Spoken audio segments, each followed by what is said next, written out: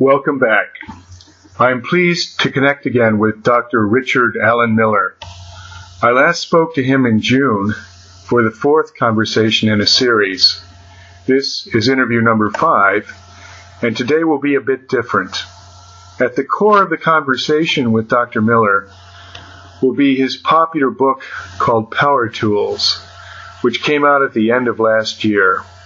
The book is about consciousness and the education that Dr.RAM passed on the Navy SEALs. The idea was to make them capable of facing every sort of surprise and to build up their intuition so they had more endurance and were also able to tap into full consciousness in making decisions. Along the way in this discussion, Dr. Miller reveals some new stories about his background, which contribute to the richness of this book. So Rick, where does the name Power Tools come from?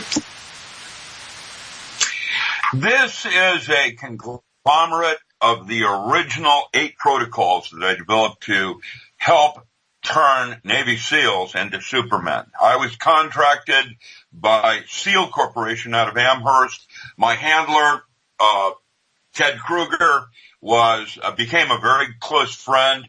He is still alive, I think, working down in virtual architecture at Louisiana State, I think.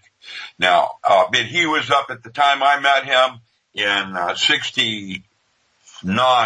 He was up in Amherst, and they had a Blackwater kind of organization called SEAL Corp, which eventually morphed into Navy SEALs. And basically, we were charged with how to select 280,000 plebes, which 3% might we do a first cut on who would qualify for training. And the first protocol, the one that this whole thing was about, was on intuition.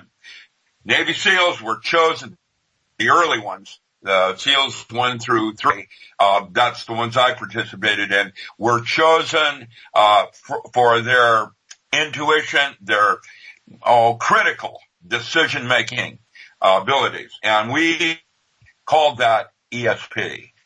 Now, it is an ESP. It's thinking with the gut. And that's what my first book was about. ESP induction through forms of self-hypnosis. Power Tools for the 21st Century does include that as a protocol because it was one of the 8, and I go into other detail. In the original book, the screening questionnaire, and I'll upload that for you if you'd like to put that on your website so that everybody can take it. I can give you a grading on how to grade yourself, was a subjective test of the way you saw yourself.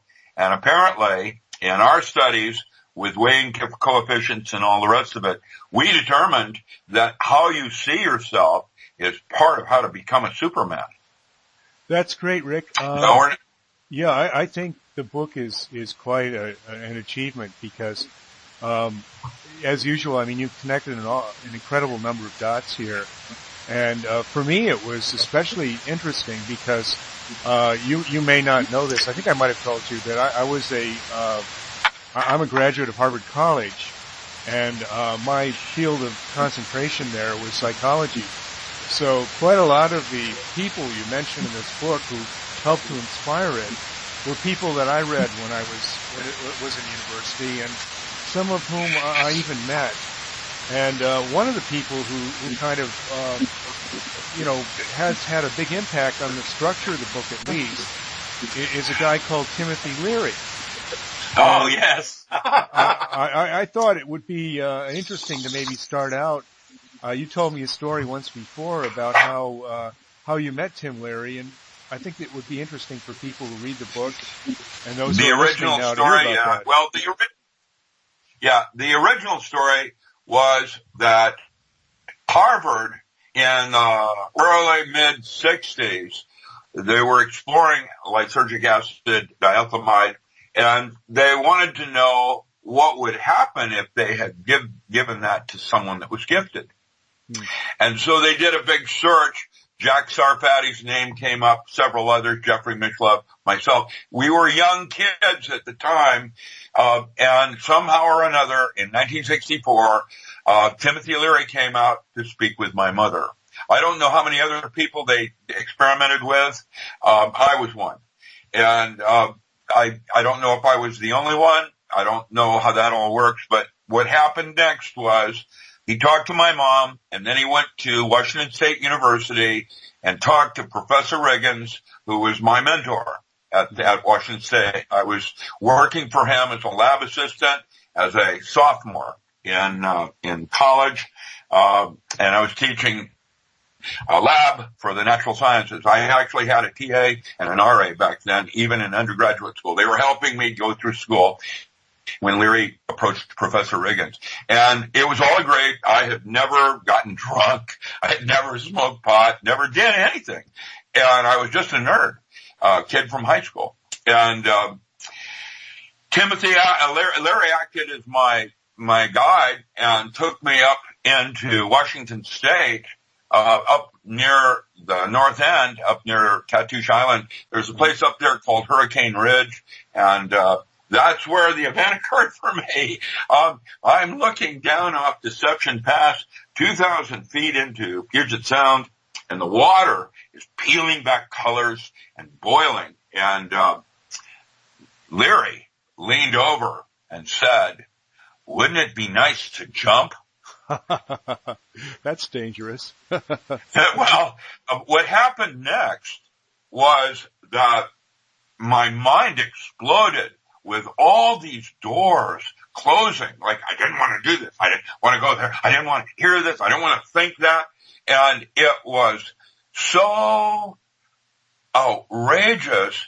It was where I discovered the doors of perception.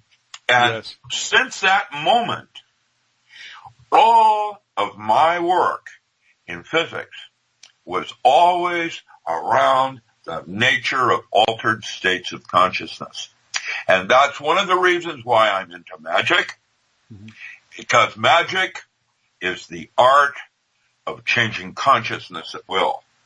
Now, at that time, we did not actually get his concepts of neurologic circuits. That was an incredible book he wrote. Mm-hmm. And what he did was he laid down 8 basic, there are 8 basic neurotransmitters that formed a hierarchy in the ontology of consciousness. Mm-hmm. And so it was like 7 chords in an octave. It is in Fibonacci, but it was a way of breaking variations in memes. Like, this is physical stuff, this is emotional stuff, this is intellectual stuff, and this is archetypal stuff. Archetypal is only 4 layers up of 8 layers of consciousness, and that's called the archetypal plane of consciousness, and that's where you are me, and I am you, and I am the walrus, cuckoo, ka-choo. And that's only halfway in his neurologic circuits of organizing the way information is encoded. Let me, before we go there, because I do want to go there next, I just want to tell one little story which is maybe similar to your own, and that is about Richard Alpert, who is now, as you know, known as Baba Ram Dass, or Ram Dass. The guy that wrote Still Here. Yeah, and years ago he wrote Be Here Now, which is a very famous book. Still Here. Yeah, exactly. Yeah. But Ram Dass was a younger colleague of Leary's at Harvard, and both Leary and Ram Dass had, exited the scene at Harvard. I guess they'd been kicked out a few years before I went there, like 3 or 4 years before I went there. But their papers and their work was still used in a lot of the course material I was reading. But what's interesting, quite like your story, Ram Dass has told a story where he said his first acid trip with Leary, basically he spent the rest of his career and maybe most of his life kind of figuring out and interpreting what that experience meant to him. And well, that's it. That's the way it is. And it's a journey. Yes. It is a process. It's not like you reach the end of a journey. the journey, it isn't even about the journey. It's just the moment of it. And that's what I could not believe, how deep the mind could go. It was at that moment more vast than galaxies and the universe.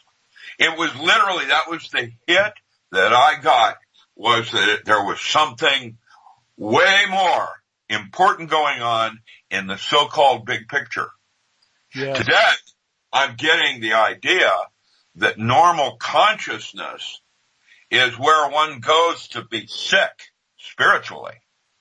Well, this is what I got when I read a summary just a couple of days ago about Leary's 8 circuits. That he said, and we were just about to go there. Let's go there now. You were talking about how there are 8 circuits, and by the way, Robert Anton Wilson called them who you know called them 8 systems, rather than circuits.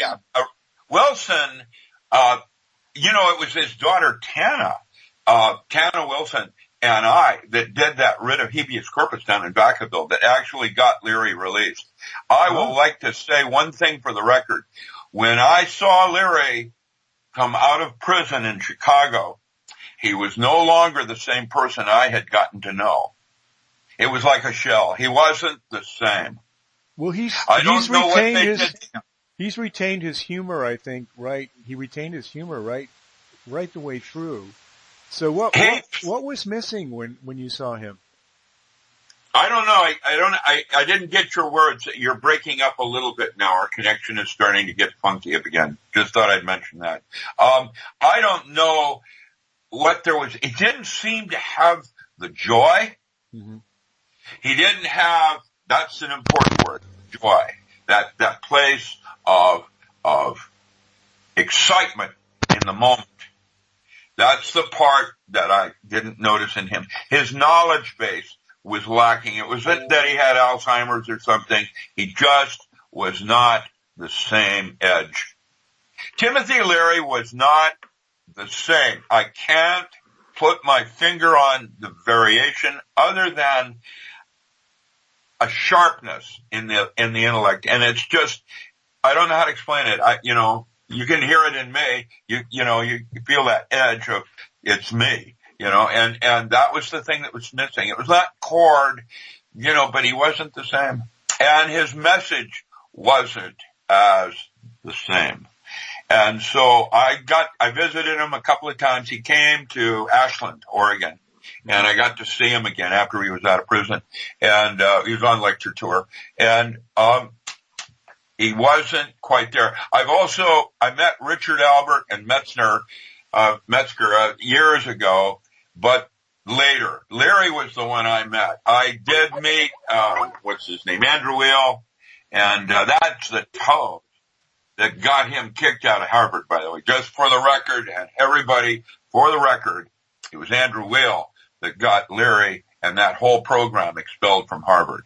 I have no idea why they would want to do that, when what it did to me was a type of enlightenment that I still retain. I can tell you that the drug taking continued. It takes time to integrate. That's the key word. To be able to take and integrate the experience so that it is moving you toward your purpose. And maybe it's a shame for Harvard that Leary wasn't there and Ram Dass wasn't there to give some guidance to what was going on. I mean, it did continue. It was very much a student project, I think you could say, and probably the grad students and the professors had their own project. It did definitely continue. It works like that. Yeah, I did a radio yesterday where we had a homeschooler come on, and I had entertained questions from her students in homeschooling and on national radio. And it came out the importance of grades over in normal schools to sports and athletics, and how the athletic coach would come in a week early, make sure his key fullback or something wasn't going to drop in grades enough. He couldn't play that week. And our value systems today are going in a direction that would not evolve individuals. Well, I and think that's what I'm. Sorry, that's pretty important. And Yes, when I'm looking at the 8 circuits here, and I'm thinking that the first 4 are very physically oriented and very normal in our culture now, but the last 4, I think Leary said those were reserved for the future of mankind. If you wanted, well, I'm experiencing them all of them, and you are also in degrees. You're just not tuned into it, and that's what that acid experience did for me, was to begin to notice the subtle differences between this state and that state. And so if in the ESP book, for example, I do an ontology of physical symptoms on depth of hypnosis. In the Power Tools book, I do the same thing, but an ontology of mystical states. And in the book I'm writing right now, The Non-Local Mind in a Holographic Universe, I'm going to write about the subtleties of detail within each of those chords. And when I say that, when you do dimethyltryptamine, and I sent you a recipe on how that appears in natural substances and how to extract it, the bottom line is, I find it very interesting that those neurologic circuits that are so unique and complex are also found in the most commonest of plants on Earth. And it would be almost as if plants are not plants as such. What they are delivery systems from God. Wow, that's pretty heavy.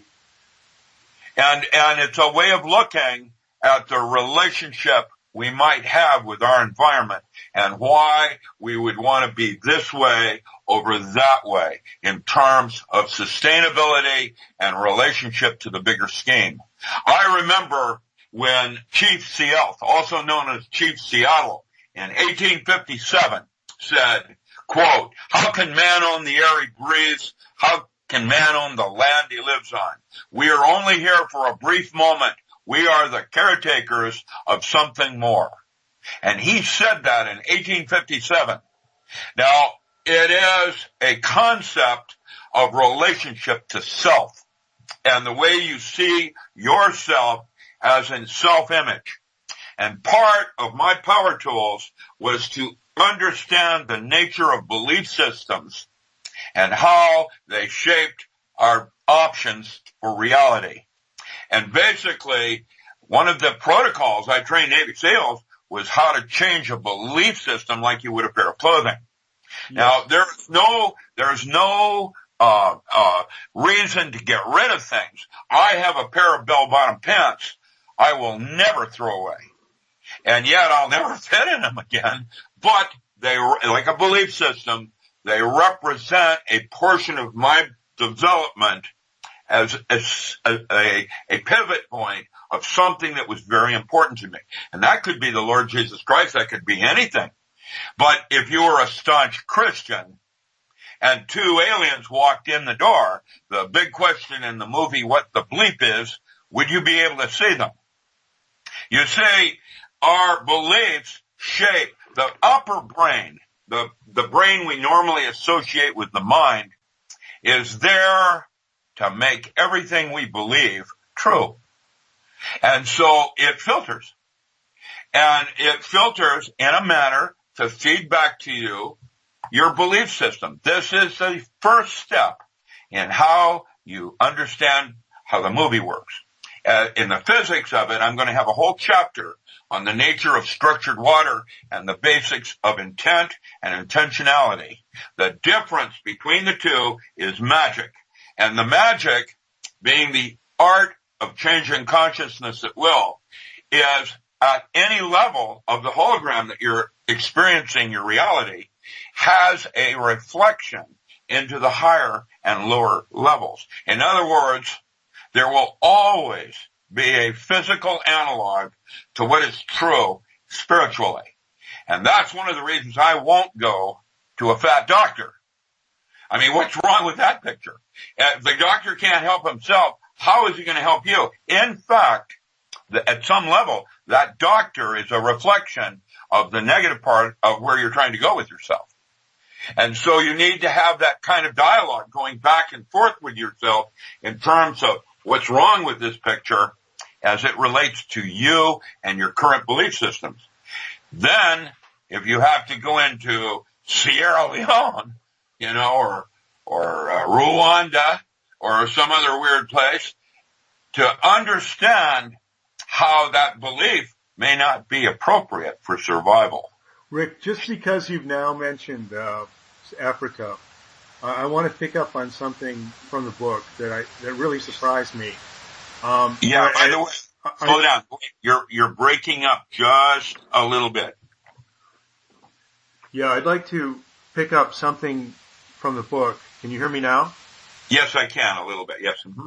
Okay. Well, I don't know what this is. I think. Yeah, it's like your words are clipped or something, and I can't quite get it. I'm listening carefully though. Go forward. Let me try and plug this microphone back in. Is that any better? Yeah, that's a little better now. Okay. Well, I've gone back to the old mic that I had before. Now it's gone bad.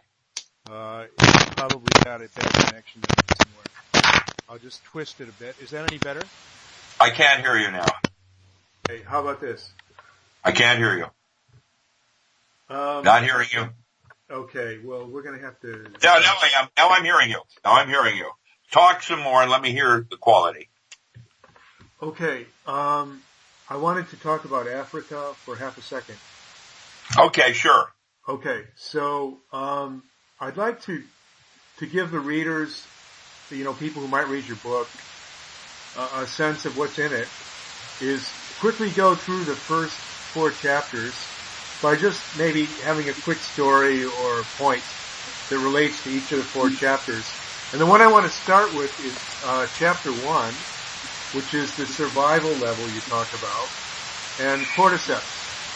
And one thing that really struck me, now I'm coming back to Africa, is you mentioned in there, and you wrote the book in 2013, that cordyceps might be good for Ebola. How did you know to put that in?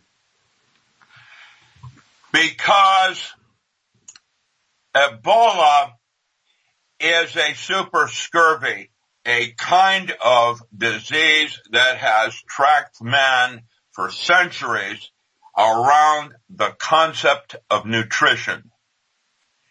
Nutrition, if you have good nutrition, if Africa had good nutrition, there would be no Ebola. Because even when if you have good nutrition and you're exposed to Ebola, the likelihood is essentially nothing. And if you were to get it, it's a super scurvy. What it does is it strips all your vitamin C out of the body. And, acerola, that's what I keep in my arsenal. So I don't have intravenous drip of vitamin C. This goes back to Linus Pauling. So the trick of beating Ebola or is maintaining a strong immune system. That's all it's about. Yeah, that Ebola can't get into your body if you're actually eating correctly. So that's the problem. Africa's in very poor nutrition and being exposed. Here's the second part that really bothers me. Did you know that all the different symptoms of Ebola are exactly the same as radiation sickness? That's interesting. And did you know that Africa has been a dumping ground for European waste, Germany, for more than 30 years? And did you know that, this goes on in terms of false flags and the concept of holding the public in fear.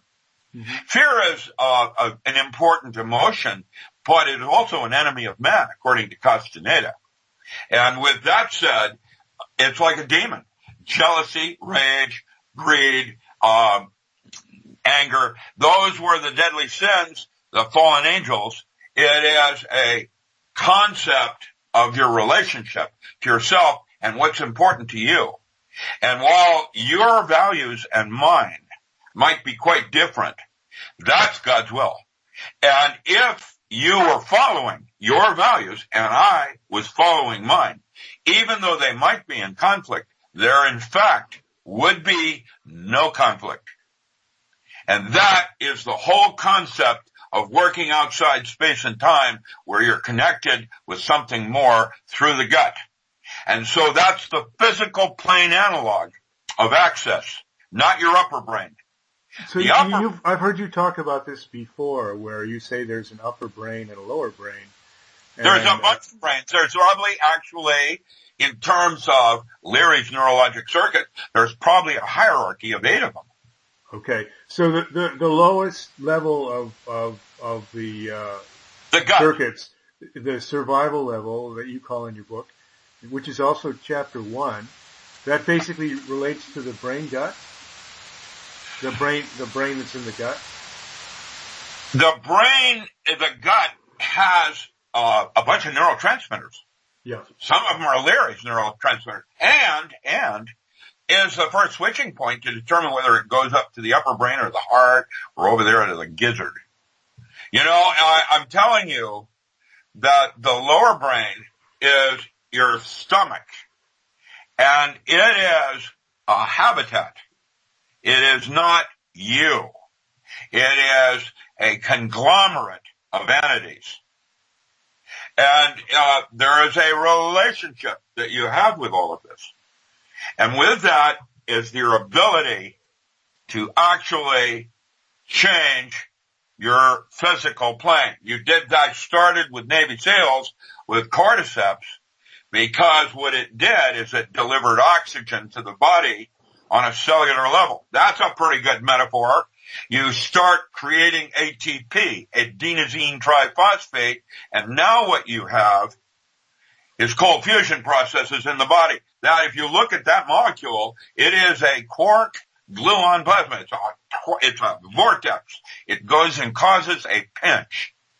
And so that's where Kirvan, when he got his Nobel Prize on the biological transmutations in man, proved it, that fusion occurs. And that's something you can eat as a food. Now, and when I say that, it includes the generation of ATP in the brain. So there is your first layer of self-realization going to the collective unconscious. That's self-realization. Beyond that is God realization. And the two are the same in hierarchies, but what we've done is polarize the one from the other in terms of union with self and then union with God. And that's Stanislav Grof, and why they're now using lysergic acid diethylamide as a therapy with the terminally ill that have a deep fear of death. Rick, where do brainwaves fit into the emotional states? Because chapter 2, you talk a lot about brainwaves and frequencies. The emotions have alpha and theta and delta and, beta, conscious state. Oh, and probably, when you get really tweaked out, gamma, the high-end brains that will burn your brain cells out. Yeah, where does that manifest? Because I'm not sure I've experienced that. Would everyone have experienced the gamma state? Well, that moment when you go into slow motion is a gamma state. Okay. And that means when, fear, when you're falling and all of a sudden everything slows down in time and your relationship to self. Okay. You'll have a gamma state there, plus some PGO waves and a bunch of other things if you wanted to get into it. So looking at a table from your book, I've got frequency on gamma, which is very high, like 25 to 60 it's hard hertz. on the brain. It's not safe. Yeah. Does that have something to do with your experience of time slowing down? There is a relationship. Stay tuned on that chapter in the non-local mind. Interesting. So that's like double the frequency and the beta state, which is normal Well, consciousness? you do it in certain regions, and it might be like Wernicke correction, part of the brain. And then you have where you're not so much rewriting history and your past lives, but you're calibrating them better. That's what Crowley called magical memory. And that's the whole concept of being able to find your relationship to other components of yourself from previous and future lives and be in that moment doing what you're supposed to be doing, your true will. And so there's all kinds of feedback so that you can be aware of that. That's what I'm writing about, is that feedback. So it's like landscapes that, like the Bordeaux Sedal, that over here would be cow pies. You don't want to go over there because this is where you'll step in a goo-goo. However, cow pies also grow psychedelic mushrooms. So there are edges to the places you go, and magic is the art of changing those at your will. Rick, Now, if you took a normal person, let's say a teacher, a policeman or something, and you measured what percentage of their day they spent in, say, beta, alpha, theta, for example, and then you compare them to a meditator who spent years in meditation, maybe living in an ashram or something, what kind of differences of percentages of those brain states would you see? Okay, now you're getting into Persinger's works up in Ottawa. And basically, they showed that the brain of a meditator is quite different than that of just a normal conscious person, someone that doesn't train the mind. And by training the mind, it brings that meditator in those processes of meditation. There's other kinds of things to do besides meditation. We'll talk about that in a moment.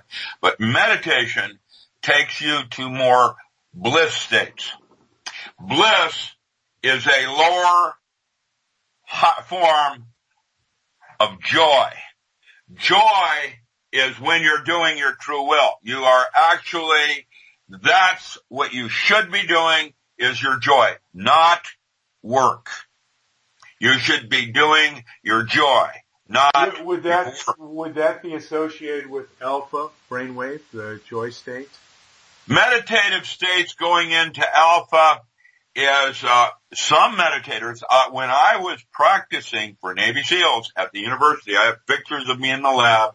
I was able to retain awareness with consciousness, that very fine thread of who I am right this moment, down in delta state. I couldn't speak, but when they would ask me a question, I could reflect a certain muscle on my body that could confirm or deny that I was understanding and responding.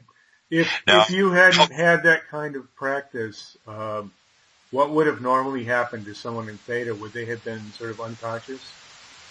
Well, okay, I used that one, that stuff, so that my SEALs could either interrogate or be interrogated and go anywhere they wanted. So in an interrogation, let's say like neurolinguistics. Yeah, like neurolinguistic programming. Once you have body language, you're right out of the gate talking on a number of levels. I had a little kid once ask me, if pigs are so smart, how come parrots can talk and pigs can't? And my response was to this kid, this is another book that's coming out on Kids Say the Darndest Things. Just like Art Linkletter, we're going to do a book on children's questions and my creepy responses. And my response to him was, well, bird brain comes to mind, and when a pig wants its way, you know right away what it wants to have happen. So, with that said, I missed that, I think. Well, the way a pig moves will absolutely communicate his desires. Is that a kind of telepathy? Well, it's body language. That's where I was going with NLP. We're communicating on a variety of different levels. And most interrogation processes only focus on certain windows. And so what I did is train them how to control those windows in multiple fashion. That's why it's called a polygraph. And, heart rate, pulse, respiration, all of that's part of the parasympathetic nervous system, which means you can actually change your body's responses. Allergies, that was one of the first ones. For example, in all allergies, when someone's exposed to something, there is a 10-minute window between when they know they're going to have a reaction. And so in that 10-minute window, you can reprogram your parasympathetic nervous system to not release the histamine, just like you do with snake bite. And so that's where your alpha comes in.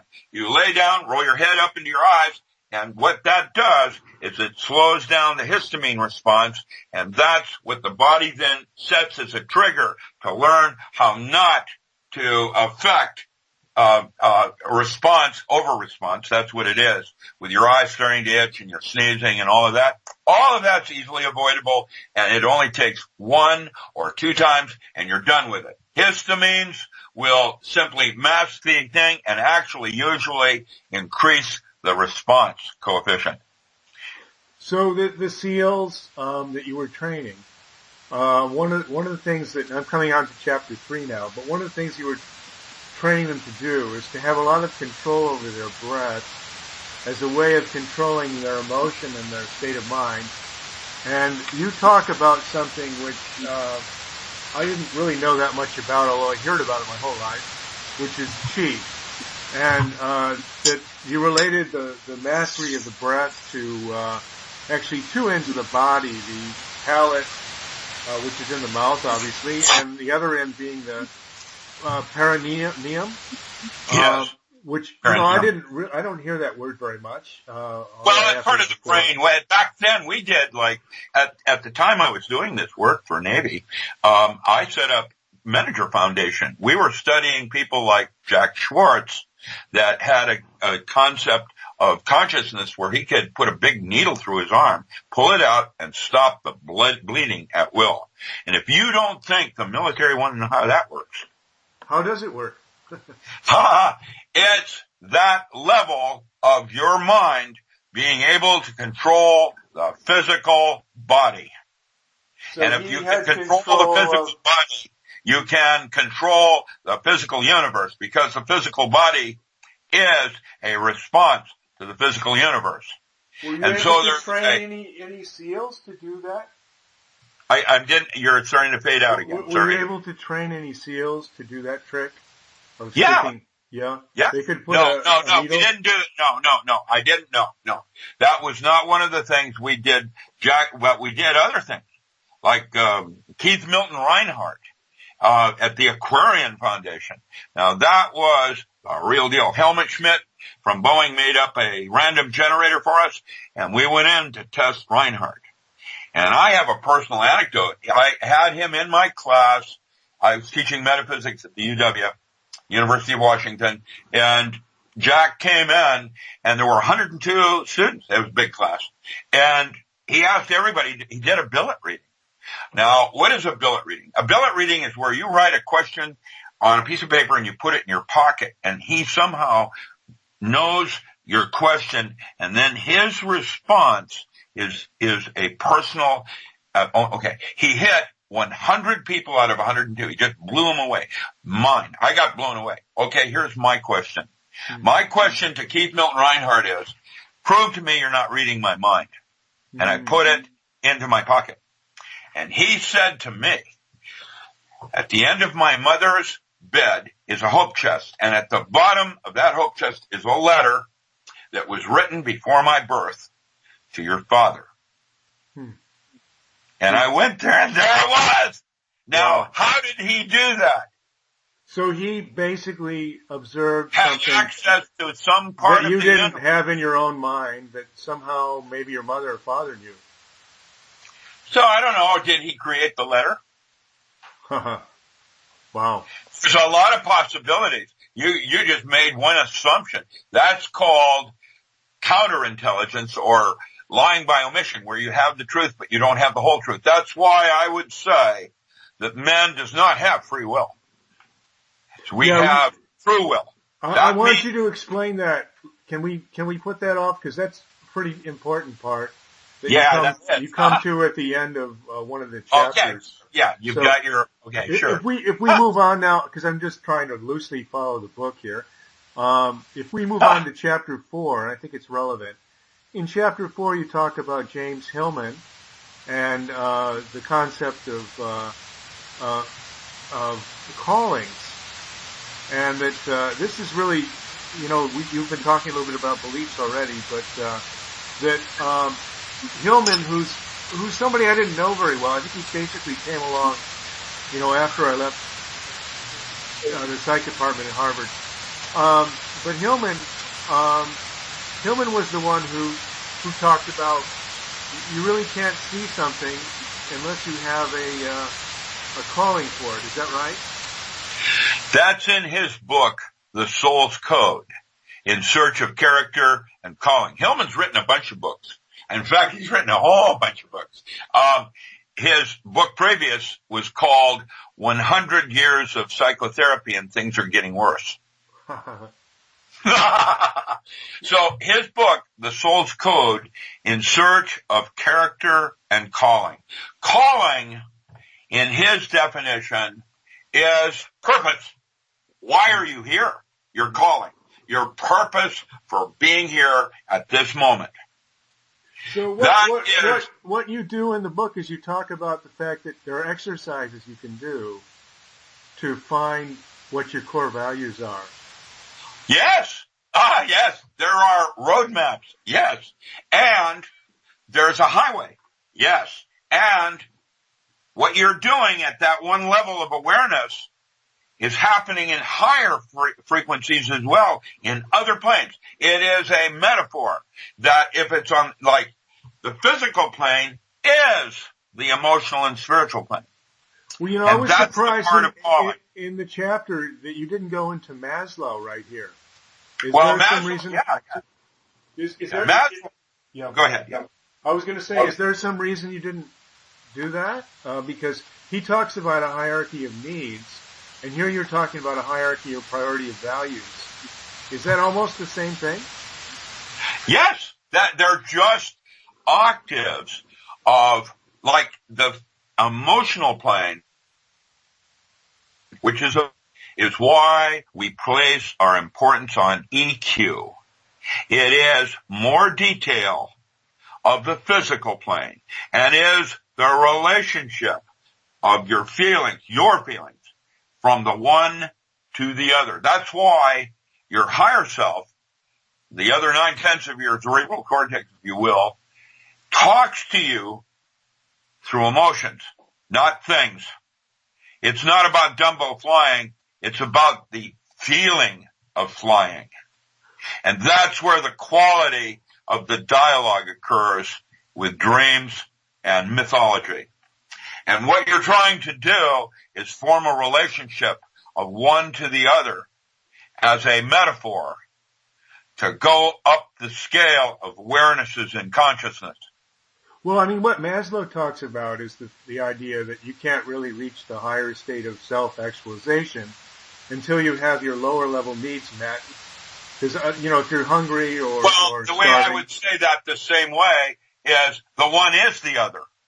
Yeah. There it is. So there's your diet and your importance of physical exercise and stretching the mind, stretching the body, stretching your jaw. Move this thing from here to there, do, so that you have this kind of relationship of metaphor. When I restored my 280Z, which was a very cool car, I used it as a metaphor in restoring myself. I had 9 surgeries this last 2 years, and I fixed my 280Z while I went through surgery. And when I did my knee, I put a rust panel in the Z on the left side where the heater had been leaking and things like that. And I used the 280Z as a metaphor of how good I was going to build my body So back. How that's working is it's the energy focus that you're bringing to it, or what's going on there? Joy. So the joy of repairing the car cured your knee? Want to go for a little ride? Well, why not? Why not? It is my relationship to the physical world. I have a 1976 280Z. Oh, wait! My 280Z was the one that won the steeplechase up Pikes Peak for the Ford racing team. No problem with it. I used my car as a metaphor. Yeah. That's a protocol that I train Navy SEALs on, how to look at reality like that when they leap out of car up over a bridge and down, 40 feet into water. Hoorah! So let me use that now. I mean, I've been having a problem with my back recently, lower back. Are you suggesting that if I could find something that I can use the metaphor for my back? I know what would fix that lower back. Yeah. Is a geisha rubbing it out. Look at you got the metaphor. The physical plane is how your subconscious communicates to your conscious awareness. And once you got the dialogue of what it was trying to tell you, the geisha, you immediately laugh. You got the message, and the back pain no longer hurts because it's no longer necessary. Like cancer. I don't know anybody that has cancer that isn't angry. Mm-hmm. And usually, in all instances, it was the anger first. Mm-hmm. So once you get cancer, if you deal with the anger, can you also get rid of the cancer? Sounds to me like we're moving toward bungo. By George, I think he's got it. The rain in Spain stays. Look, it is a metaphor.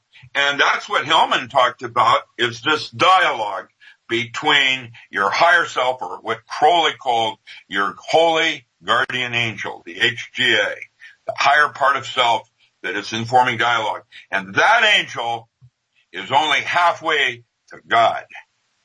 Well, that's archetypal. Let's jump the creek here now and talk about the last chapters 5 and above, and circuits 5 and above. So chapter 5 is mainly about ESP. Thinking with your gut, which is outside space-time, which takes you out of the physical world, moves you to the metaphysical beyond the physical world. So, Rick, the example I kind of marked on this chapter was you told a story about a psychic test of flipping coins and guessing what, head or tail or some even chance. And that you told me that in the book, you say that you got 80% out of 100. Is that right? No, actually, it was more around 87%. Well, that's I was working almost at 3 sigma, which means I was 99.99975% dead on, and that's what I was doing in the 70s to show and demonstrate how the system works. Well, what's the technique there? Because I know you do that in a workbook or something that's coming out. But I'll be writing a chapter on ESP in the non-local mind book, but getting down into the protocol fundamentals of how you restructure water. So will you give us a hint? Will you give us a hint for? I mean, what was the process there? I mean, how was the test done, and what did you do in your mind to allow you to foresee? I'll tell you what I'm going to do. I'm going to actually send you a file right now. This takes me a minute. That is that actual ABC that was not in my book. Oh, maybe I put it in my Power Tools book. Yes, where you have a blank mind state. What you do is you take your mind. I'll just run it through. I'll send you the paper too. It was in Nexus magazine. That you take your mind and you go into that bliss meditative state, which is beyond space-time. It's in a bliss section. Now, there's You're going to go to a different place in the brain when you actually receive the information. It's a type of, you concentrate your thought. You know what you want to know. You want to know, should I do this or should I not do this? And then what you do is you put your mind back into a meditative state. The moment you think there is the word think. The moment you think, that's physical, that you have achieved that place of bliss, that's when a cloud will unveil the answer. So let's take, I live close to Macau here where I live now. If I was to take you in, when you're particularly having a good day, if I was to take you to Macau and go and bet on red and blacks, do you think you'd be able to beat even chance? No, I don't know. If I was impressed with them, I probably couldn't. Because it's me that defeats myself, because my purpose might not be about winning. I see. So part of it is how you feel about what you're doing. That feeling. There you go. There's the word. Yeah, feel. And another part of it is the right environment. And what about time? When you were making those accurate guesses, how much time were you giving yourself between guesses? 2 seconds. Okay. That's quick. That's how quickly any of you can do it if you follow my protocols and work diligently at it. It took me 5 years. And it took me 5 years of working with Autogen and Autogen biofeedback. That's the systems I worked with. Mm-hmm. We built those, we had single gain amplifiers. I wanted accuracy. J Enterprises on Bainbridge Island, was the one where it all started with single gain amplifiers. That company later was John Fluke, but, that's the biofeedback that we worked with. We had Clinic 4 at the University of Washington and then the Miniature Foundation. And then of course I was down in SR at Stanford and other places, but Livermore. But those biofeedback devices are very useful toys to jumpstart certain processes of, now I get it. Once you've gotten it, often you need to go back to those devices. For me, it's been more than 20 years and I still can pretty much do what I want to do. I'm not as fine as when I was right on the edge. And it's not important to me to be that fine because something else has happened for me where I have validation that I could do that if I had to in a moment of immediacy. Now, that's how it works. It's about the universe around you is cooperating. Okay, so if it was important to you, you could probably achieve an incredible 80% or better. But you would need some training first? I'm sorry? It took 5 years to get there.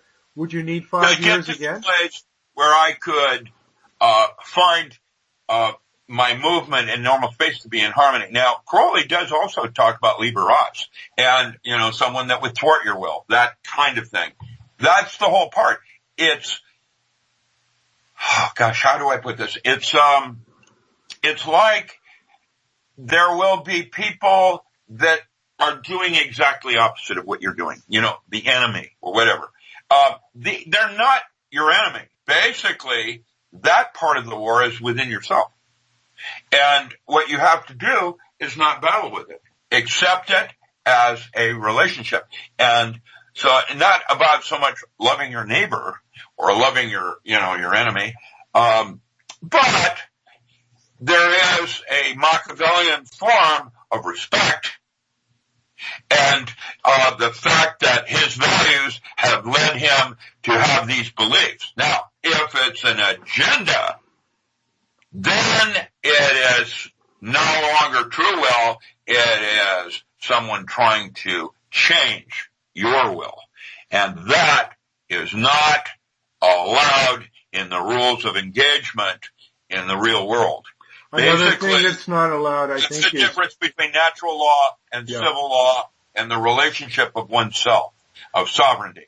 another thing that seems to be not allowed is using this tool to enrich yourself.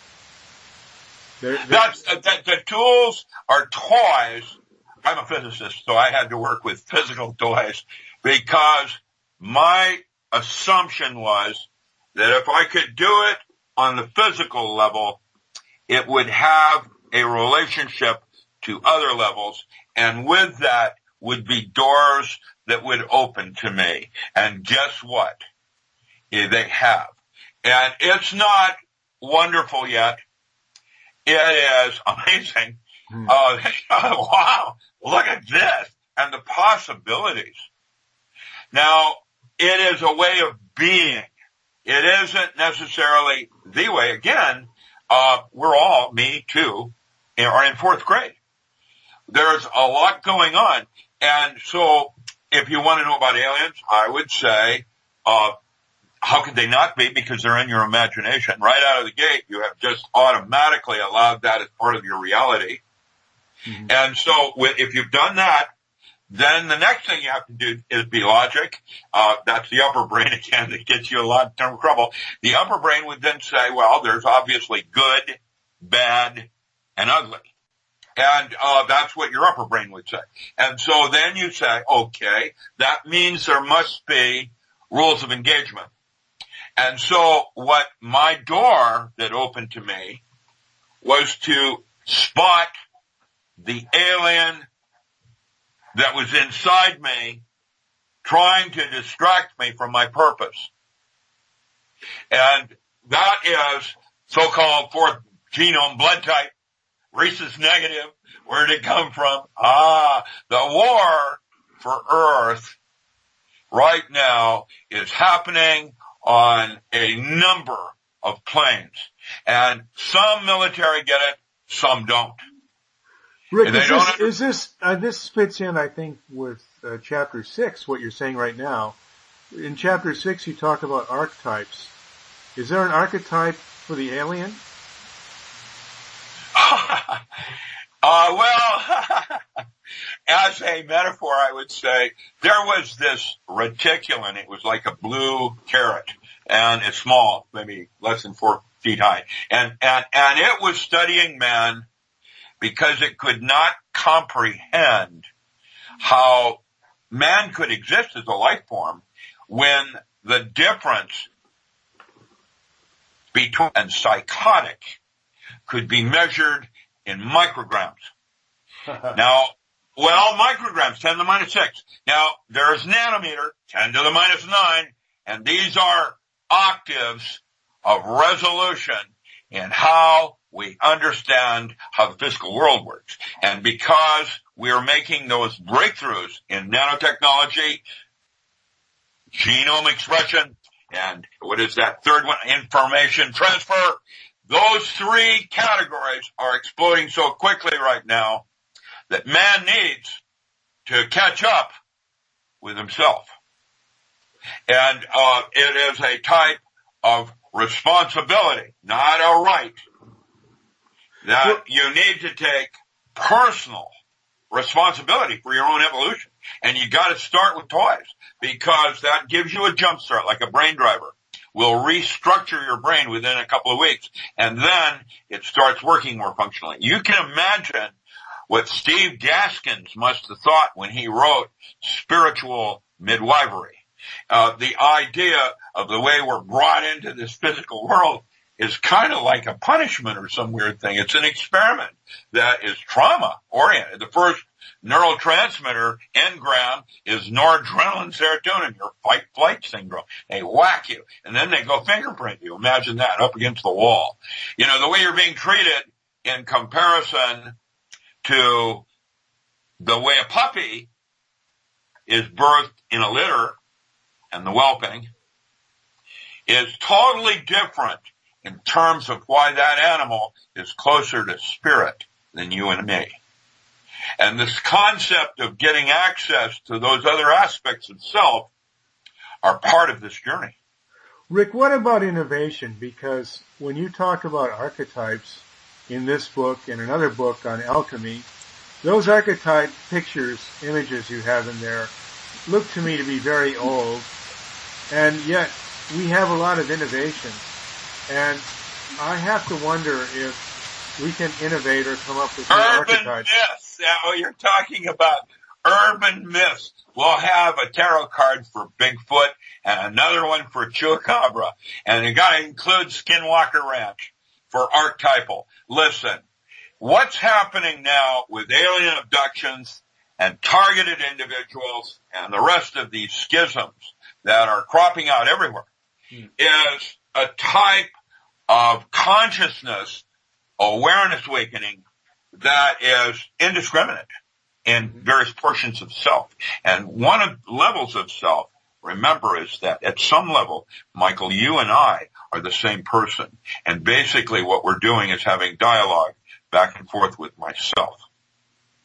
Yes, I think I get that. But If we were to encounter... Hold on, Michael. Sure. Michael, 1 second, please. I got to take this, just 1 second. Sure. Hello?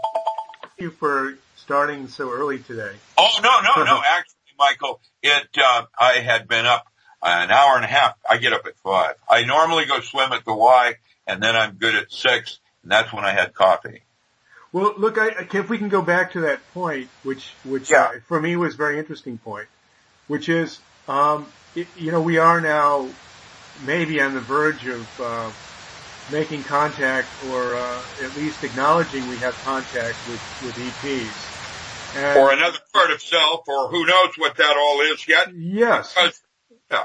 But as we do that, does that mean we're going to have a load of new archetypes flooding into our existence?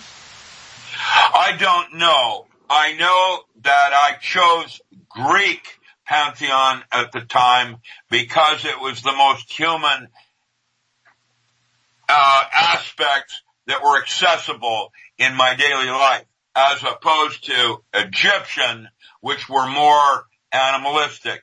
I'm going to guess at some level there's a relationship of our position in the universe, and that's Bob Dylan. Everybody's got to serve somebody. I'm kidding. The concept of sovereignty, the part that I seek in self is autark. That's a Greek word. It means supreme individual sovereignty. I'm not a criminal. I'm an outlaw.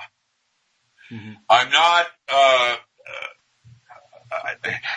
the metaphor is trying to find my place in the scheme of things where I'm allowed to do what I'm supposed to do. As it turns out, it's already happening that way because we have nanotechnology, which means we're on all planes going there.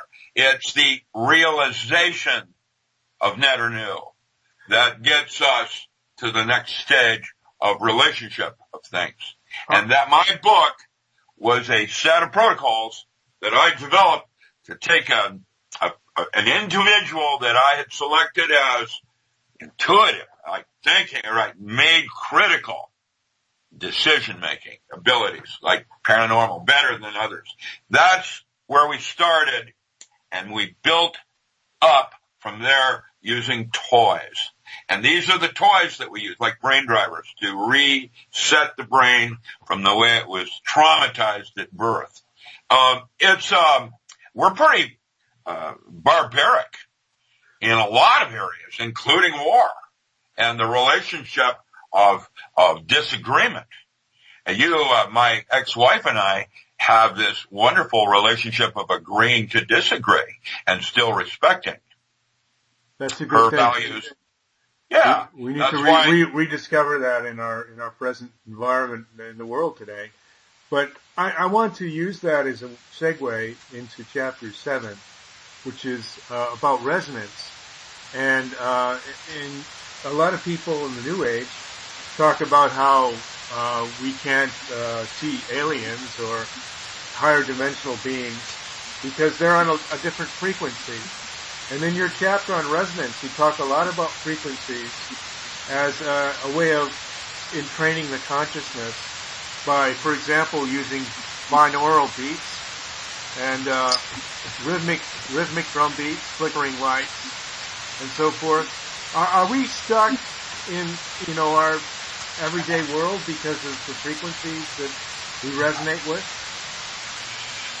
I wouldn't put it quite like that, but that could be a way of trying to understand what's going on, and then changing the frequencies. The frequencies are called scale, and is how you take measurements from a lesser and have a matrix to go to relationships of how you go from the physical plane into the emotional plane. The physical plane, as we primarily work on it, is measured in space and time. And quantum mechanics and all of that was based on space-time. That locks you into a certain resolution of the hologram, which would include the resolution of detail, i.e., the indeterminacy locked into space-time coordinate systems would then preclude your ability to understand how you would go from this level of resonant cavity oscillator to that one. And so quantum mechanics has Heisenberg uncertainty principle. The more you know about one thing, the less you know about the other. And when you choose a holographic system, now what you're doing is choosing a scale going to the next level, which is resolution of information. And that is, so in a quantum mechanical system, which is single plane, you are dealing with indeterminacy. You have multiple universes, and we'll talk about that. But what we're talking about is the way information folds into itself or out of itself as opposed to space-time. Today, tomorrow on Coast to Coast, I will be discussing the magnetic monopole that Boeing now has for an inertialess drive system that might allow for interstellar. And basically, we have always talked about magnetic monopoles as a potential existence, and what it's doing is bending one part of the hologram into what you would call tunneling. Teleportation is the way Lockheed called it with their new laser beam that can ignite at a distance where they teleport a light beam, doesn't go through space, going from here to there into the inside of a structure of some kind. You can check that out at the National Ignition Facility in Livermore. And with that, I sent you some papers on that. Your audience might also like to go down that avenue. I'd like to do that in another show, maybe. Yes, I know. Isn't that interesting stuff? It though? is very much because it means that if we're getting our physical plane control of our physical plane down into 1.4 nanometers, that would suggest that we're up in the eighth plane almost, as above, so below. Did you know that NASA, that picture that I have in that chapter, that NASA actually has a picture of a coronal mass ejection coming toward Earth that was precisely that of a DNA with an extra. That's a mind-blowing. I would really like to go into that maybe in the next show, because I think I'll be ready for it. There's something important going on with the sun possibly being the first stage of what we would call God. Yes, and Claire is talking about God existing in a single water molecule. That's a great place to go next, because I think that'll help us tie this all up.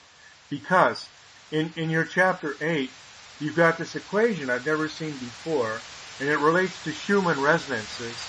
And you talk about the Earth having a primary frequency of 7.83 hertz. Yeah, it sets the brain in middle theta. And that's where maximum regeneration of healing occurs. When you go into a middle theta state, your ability in healing your body improves by almost 100 times.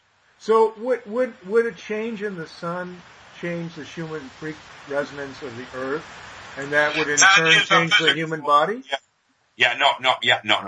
The Schumann's resonance is not changing. It's a physical geometry of the relationship of the ionosphere to the earth. Now, but if the ionosphere was changed, I just had a thought that's really important. There is possibly a new frequency band that has been added in the stratosphere because of Fukushima. And that ionizing cloud is acting very similarly and different than Schumann's resonance and the ionosphere.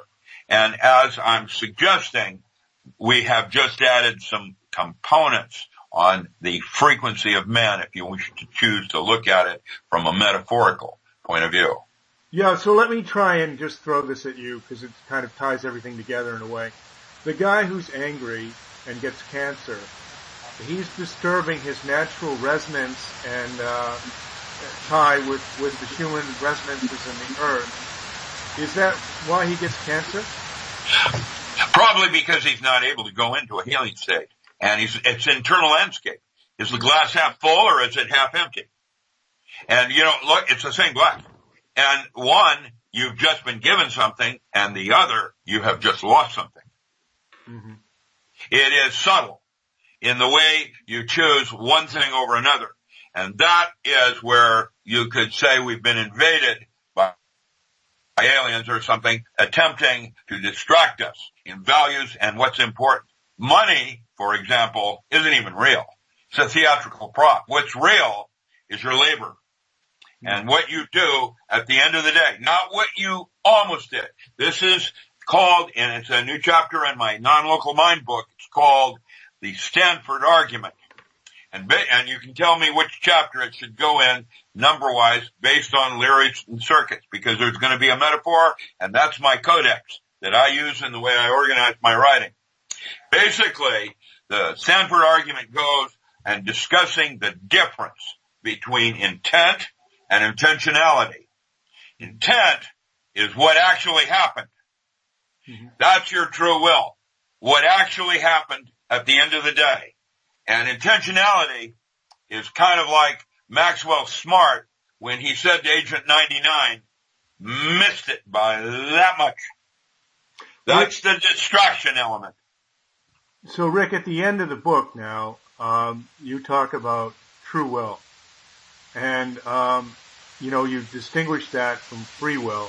And I think true will is what you do at the end of the day. That's the end of the day, what actually happened. Like this radio station, this publishing, whatever, that what actually happened is what the universe wanted to have happen.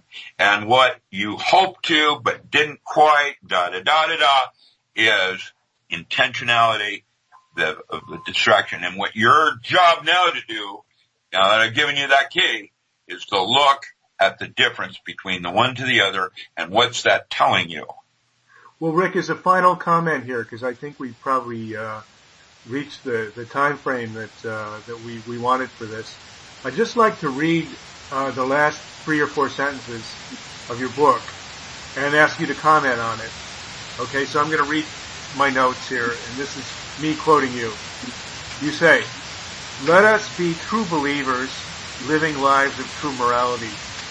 Freedom without accountability, responsibility, can only lead to tyranny. You must develop a moral responsibility." Oh boy, I left a bit out here.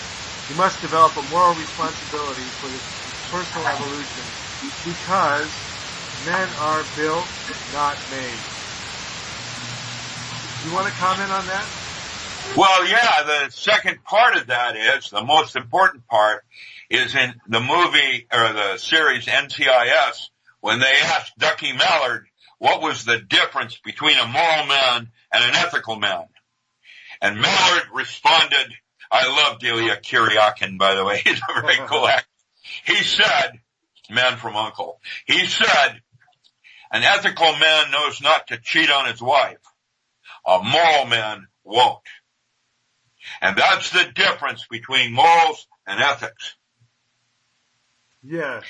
And can you tie that in somehow to enlightenment or resonance with the earth? As you approach your own unique individual morality, you are now closer to doing your purpose, your true will, and being most in harmony with the universe around you. The word is harmony. It's a resonance. Yes. The two are the same. That is the lesson for the day. Okay. Well, No, I mean, that's the way it works, man. Just downtown. It's what you actually end up doing. And so there will be Nuremberg trials, more of them. There will be eventually accountability. History will be rewritten by the victors. We will never know the real truth of things because Carlos Castaneda distinguished the difference between the Nagual and the Tonal. And the Tonal was that what was known was illusion. And the Nagual was the moment of experiencing it, but not knowing it, experiencing it. That's true reality. The troubles on our planet now are related to people doing something that's not their true will? I would say that Liberage is involved, and that's why Gandhi marched to the sea for his salt. Okay. And next time we talk, we'll go into the sea, and we'll pull something magical out of there. Yeah, and I think that'll be the water. That's what you find in the sea is a bunch of deuterium. This is crazy, our world. It's nuts. The possibility of fullerenes being the most important medical nanotechnology development by man, the first application is not for removing ionizing radiation or lethal doses of radiation, which has been shown to work. They're making a weapon out of it. Why? Military.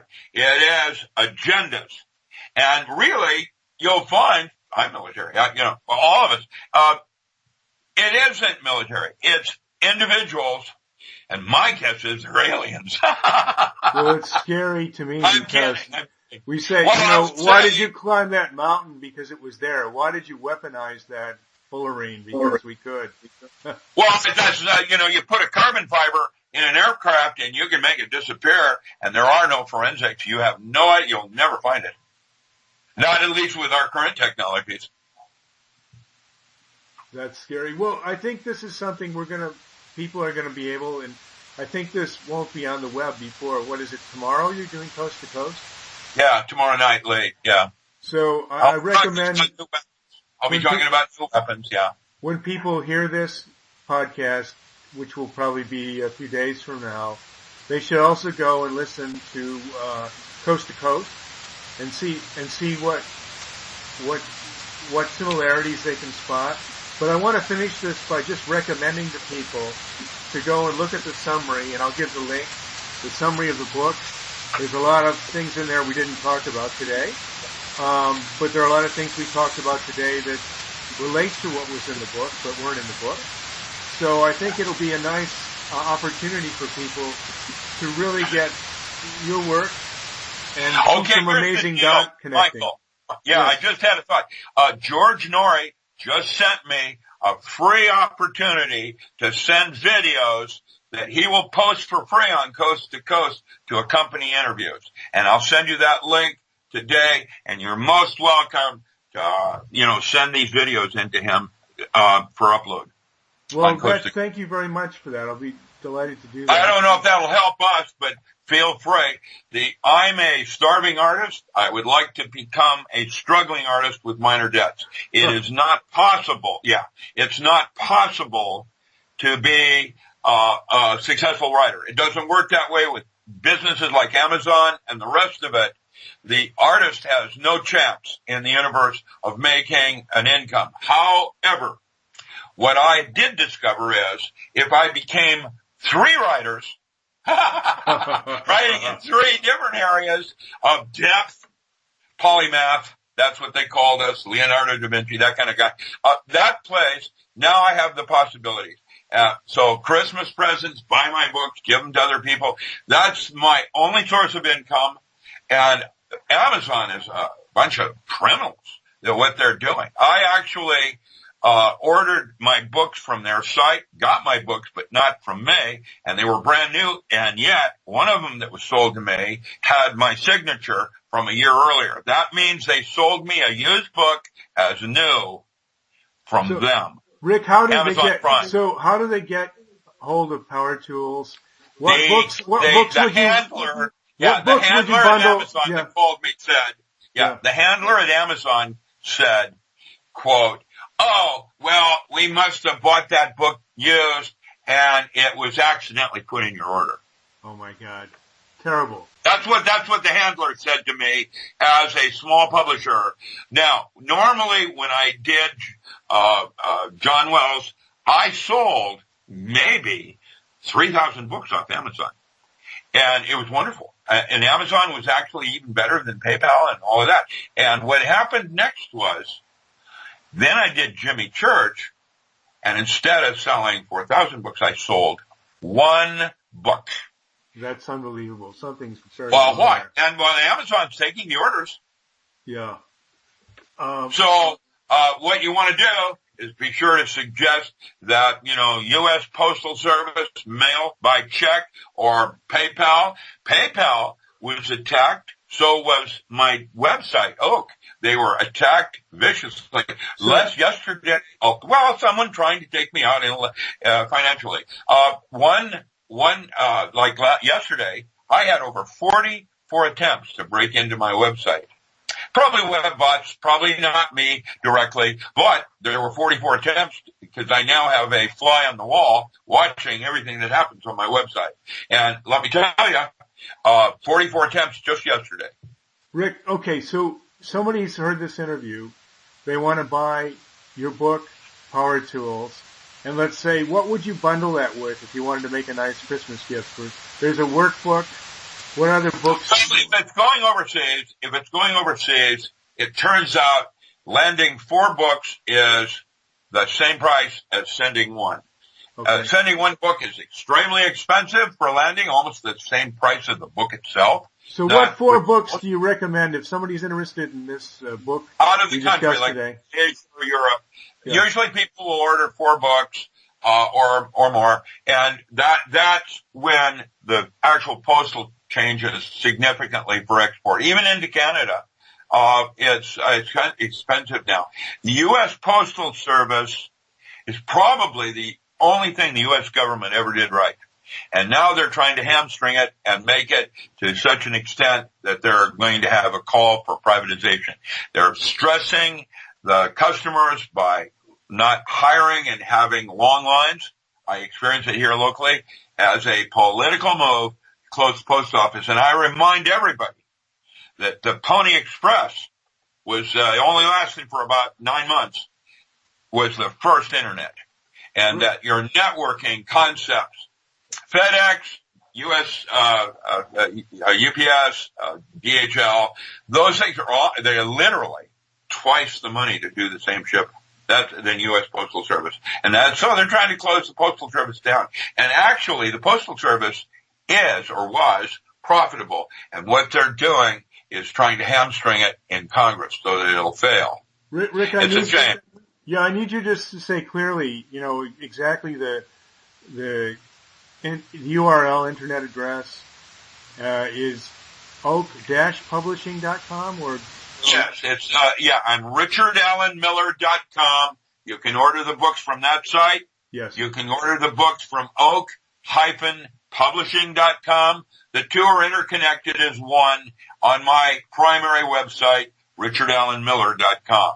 Okay, so the two, if somebody wants 2 books in the U.S., the Power Tools and Power Tools Workbook, which we haven't really discussed today. Actually, I have a deal on my site, which Amazon doesn't offer, that instead of the workbook is $11 and the book, the Power Tools is $21.